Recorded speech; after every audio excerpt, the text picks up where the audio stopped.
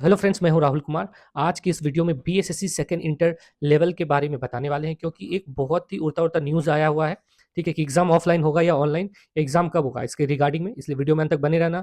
नए हो तो चैनल को सब्सक्राइब करना, और बीएसएससी के रिगार्डिंग और भी कुछ जानकारी चाहिए, या किसी भी कॉम्पिटिटिव एग्ज़ाम के रिगार्डिंग आपको जानकारी चाहिए, तो मेरा टेलीग्राम चैनल है राहुल एवन मैथ्स, वहाँ पे आके आप जुड़ो।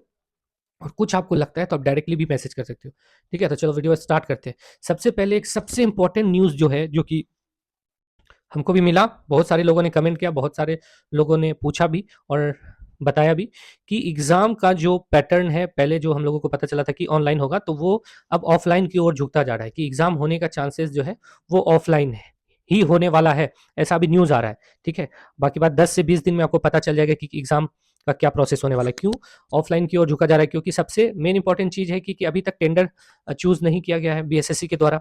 दूसरा चीज़ है कि बहुत टाइम हो गया एग्ज़ाम को होने को। और तीसरा चीज़ ये है कि बिहार में उतना सेंटर ही नहीं है एग्जामिनेशन का, ठीक है? ऑनलाइन सेंटर, क्योंकि 20 से 25 लाख 27 लाख लोग फॉर्म भरे हैं, और 10 से 15 हज़ार कंप्यूटर ही पूरे बिहार में है। 15 से 20 हज़ार कंप्यूटर है। अगर एक दिन में अगर 3 शिफ्ट भी लेगा तो 20 हज़ार से 3 आप गुना कर दो, 60 हज़ार, और कितना शिफ्ट में वो एग्जाम लगभग चला जाएगा? अगर 1 लाख भी लेगा तो 20 दिन 27 दिन होगा। यहाँ तो 60 हज़ार 50 हज़ार के लगभग चल रहा है, तो आप सोचो 40 से 50 दिन एग्जाम चलेगा, और इस बीच में उतना उतना क्वेश्चन बनाना, फिर नॉर्मलाइजेशन का प्रोसेस, कहाँ पे नॉर्मलाइज करेगा, कहाँ पे क्या करेगा। और अभी आप बीपीएससी का देख ही रहे हो कि पहले तो धरना प्रदर्शन नॉर्मलाइज की वजह से हुआ, फिर क्वेश्चन मान लो कुछ ऐसे वैसे हो गया। ऑनलाइन में तो आपको पता ही कि बहुत सारा घपला स्टार्ट हुआ है, तो कुछ वैसा हो जाए तो दिक्कत ये। और देखो, मेन रीजन वो नहीं है, मेन रीजन ये है कि वेंडर किसको चूज करें वो नहीं समझ में आ रहा है आयोग को, और साथ में बेल्ट्रॉन को, और साथ में क्या है कि उतना नंबर ऑफ एग्जामिनेशन सेंटर ही नहीं है, ऑनलाइन सेंटर, जो कि एग्जाम अच्छे से फेयर वे में करवा दे। क्योंकि जिसको अगर किसी और को भी दे देगा, मतलब उसके लिए जिसको मन होगा उसको देना पड़ेगा, तो फिर वही होगा कि एग्जाम में तुरंत, बिहार में तो वही होता है, तुरंत सेटिंग स्टार्ट हो जाएगा। और चुनाव भी है, तो उसको देखते हुए भी काम करना चाहती है सरकार, ताकि ऐसा ना हो कि चुनाव की वजह से, चुनाव होने से पहले फिर बीएसएससी इंटर लेवल वाले भी स्टूडेंट हंगामा करना स्टार्ट कर दे। अगर बीएसएससी इंटर लेवल वाले भी हंगामा स्टार्ट कर देंगे तो फिर तो बहुत दिक्कत होगा, क्योंकि इसमें नंबर ऑफ स्टूडेंट ज़्यादा है।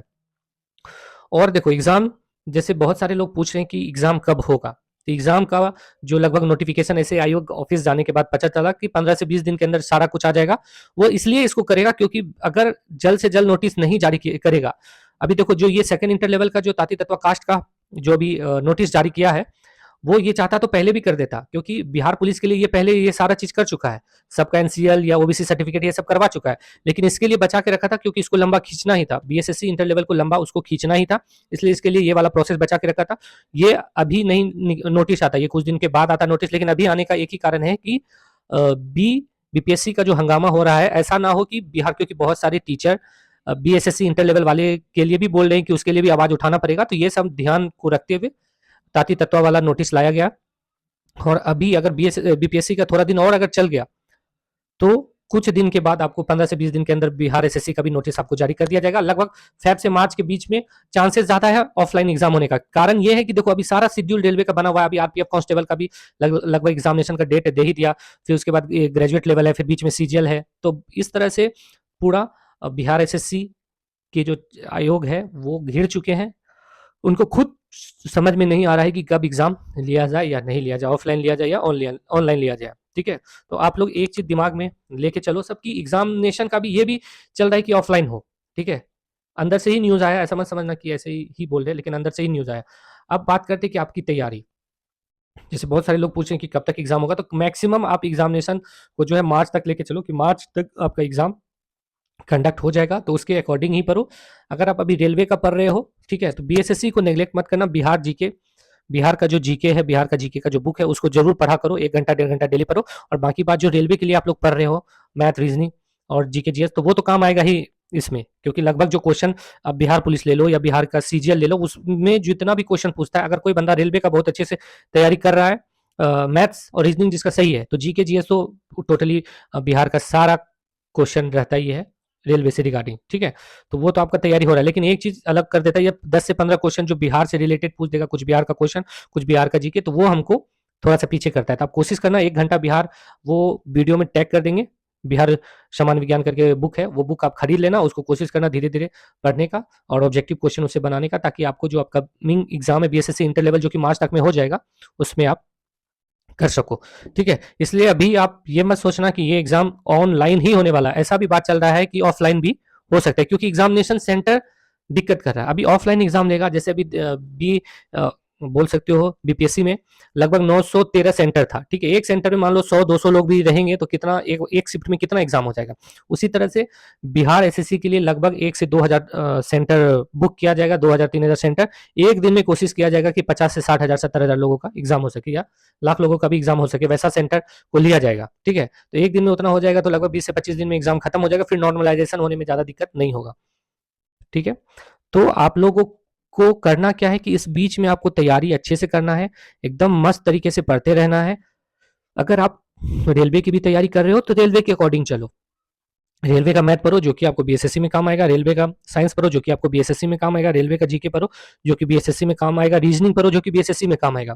अगर ऑफलाइन हो या ऑनलाइन, ये सारा चीज तो काम आएगा ही। एक चीज अलग है, बीएसएससी में थोड़ा सा 1 घंटा आप उसको बिहार को समान विज्ञान, बिहार समान ज्ञान बुक आता है वो ले लो। ठीक है, उसको करो। और अगर आपको और कोई बिहार से रिलेटेड बुक चाहिए जीके जीएस का, तो हम टैग कर देंगे, वो सारा बुक आप खरीद सकते हो, वीडियो में टैग किया हुआ रहेगा।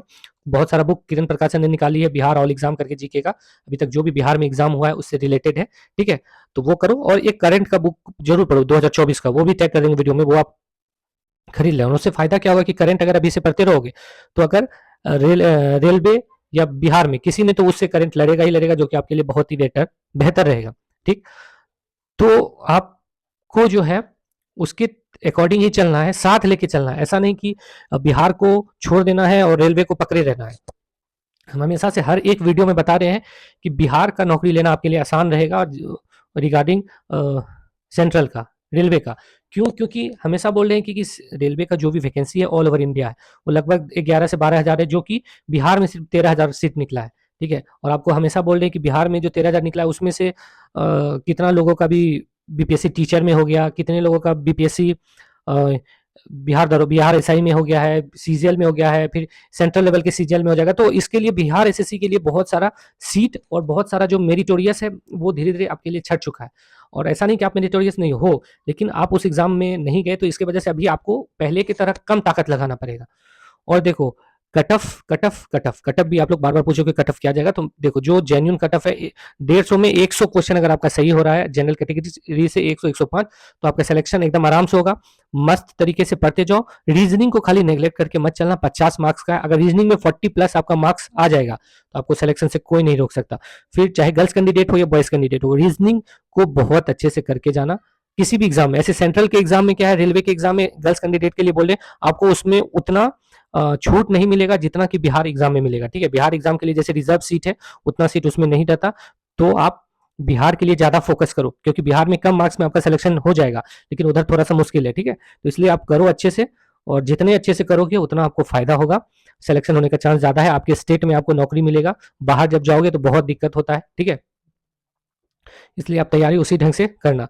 सिंपल है, अगर गर्ल्स कैंडिडेट को सिलेक्शन चाहिए तो आप जो है रीजनिंग को 1 से 2 घंटा डेली बनाओ, ताकि आपको जो मार्क्स है 50 में से 40 क्रॉस कर जाए। आपका जो कट ऑफ है जनरल का 90 क्वेश्चन सही से ज्यादा नहीं जाएगा। आप सोचो अगर 40 क्वेश्चन इधर ही सही हो जाएगा और फिर 50 क्वेश्चन आपको सही करना है कितने में, 100 में, 50-50%, 20-25 क्वेश्चन तो आपको जीके में सही हो ही जाएगा। फिर 10-15 क्वेश्चन आपको उधर सही हो जाएगा, 10-15 क्वेश्चन मैथ में सही करना, 50 क्वेश्चन मात्र सही करना है। ठीक है, 25 क्वेश्चन अगर आप जीके में सही कर दिए, 10 से 15 क्वेश्चन आप सही कर दिए साइंस में, 10 क्वेश्चन सिर्फ मैथ में सही करोगे, आपका सिलेक्शन हो जाएगा, सिलेक्शन पक्का हो जाएगा। ठीक है, तो और ध्यान करके रखना, हल्ला और उड़ता उड़ता खबर आया है कि एग्जामिनेशन के बारे में ये भी सोचा जा रहा है कि एग्जाम ऑफलाइन मोड में हो। ठीक है, क्योंकि ऑनलाइन का भी कुछ भी नहीं हुआ है, और ऐसा ना हो कि लोग हंगामा कर दे, इसलिए बीएसएससी एग्जाम को ऑफलाइन मोड में लेने वाले। ठीक है, तो वीडियो में आज का यही पॉइंट था, और वीडियो में अंत तक आप लोग बने रहना, अच्छे से देखना। कुछ दिक्कत होता है तो कमेंट करना आके। ठीक है, और डायरेक्ट मैसेज भी करना चाहते हो तो राहुल 11 मैथ्स मेरा टेलीग्राम चैनल है, वहां से भी आप डायरेक्ट मैसेज कर सकते हो। ठीक है, चलो बाय।